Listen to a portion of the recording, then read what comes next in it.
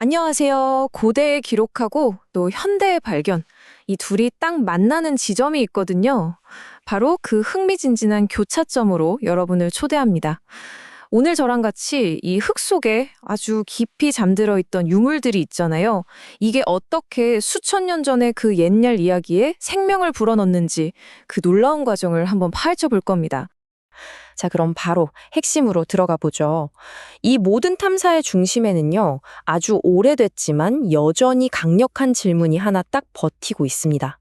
성경에 나오는 그 수많은 이야기들, 과연 이게 정말 있었던 일, 그러니까 역사일까요? 아니면 그냥 만들어진 이야기, 신화일까요? 바로 이 말이 오늘 우리가 나아갈 방향을 아주 정확하게 짚어주고 있어요. 고고학의 진짜 재미는요, 성경이 맞다, 틀리다, 이렇게 판결을 내리는 게 아니라는 거예요. 그게 아니고, 뭐랄까, 우리가 읽는 그 이야기들이 도대체 어떤 시간, 어떤 공간을 배경으로 펼쳐졌는지 그 무대 자체를 생생하게 복원해 주는 거죠. 자, 그럼 첫 번째 증거부터 한번 따라가 볼까요? 제일 흥미로운 시작점은 역시 사람 아니겠어요? 기록 속에만 존재하는 줄 알았던 그 이름들을 과연 이 땅 속에서 정말로 찾아낼 수 있을까요? 특히 이 다윗 왕에 대해서는요, 와, 정말 오랫동안 뜨거운 논쟁거리였습니다. 왜냐하면 성경 외에는 그가 진짜 존재했다는 고고학적 증거가 정말 단 하나도 없었거든요. 그러니까 그냥 이야기 속 영웅 아니야 라는 말이 나올 수밖에 없었죠. 그런데 바로 이 발견이 모든 걸 바꿔놨습니다. 1993년에 발견된 이 작은 돌 조각 하나가요, 정말 역사의 흐름을 통째로 바꿔놓은 거죠. 여기에 뭐라고 쓰여 있었냐면 다윗의 가문이라는 문구가 딱 새겨져 있었던 거예요. 와, 이걸로 다윗은 신화 속 인물에서 실제 역사의 무대로 성큼 걸어 나오게 된 겁니다.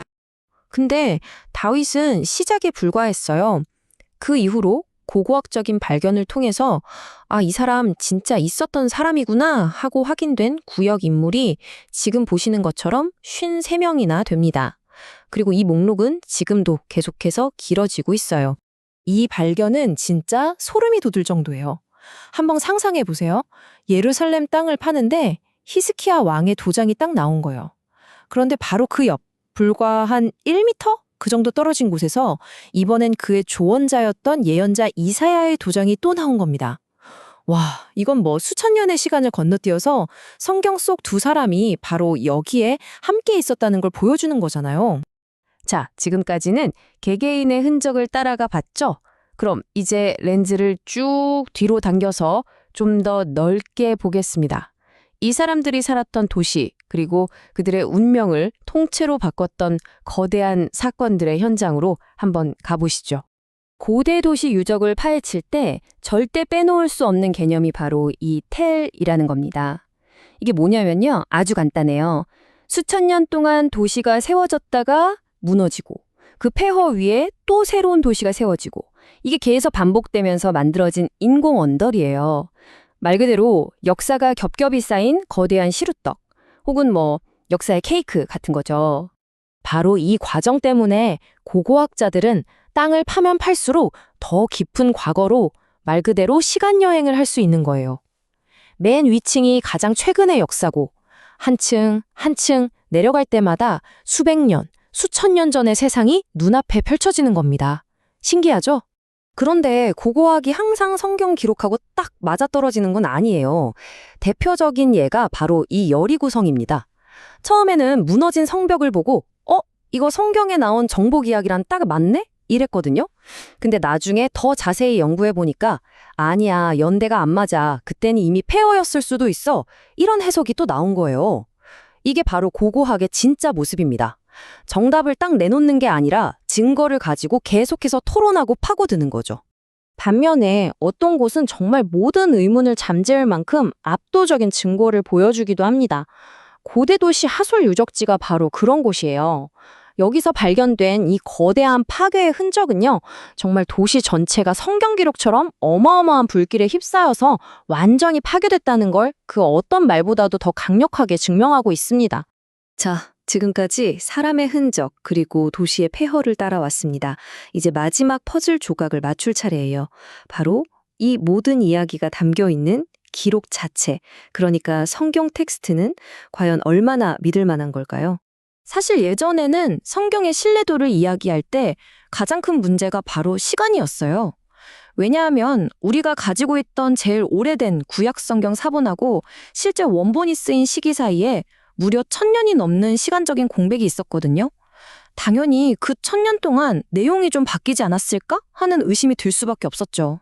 바로 그 1000년의 공백을 한 방에 메워버린 사건이 터집니다. 바로 사해사본의 발견이었죠.